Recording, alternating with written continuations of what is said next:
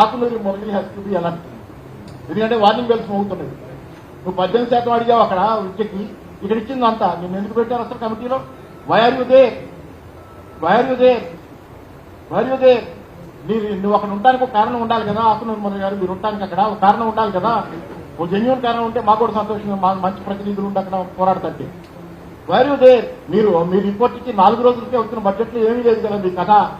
Why చర్చలన్నీ ఎందుకు ఇంకా విద్య గురించి ఎంత చర్చలు చేసి పండితు ఉన్నాను. నేను ఒక పక్షాన ఉన్నాను.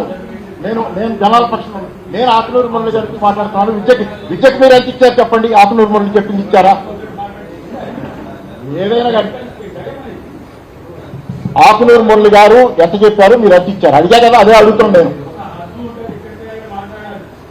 ఏం హద్దు లేదు. మీరు మాట్లాడుకోండి. నేను కూర్చునే ఉన్నా, నుంచోలేను, కూర్చునే ఉన్నా. సరే మీకు ఆందోళన చేస్తే నేనేం చేయలేను. మీకు వినండి, సరే వినండి, మీరు మాట్లాడుకుంటారు.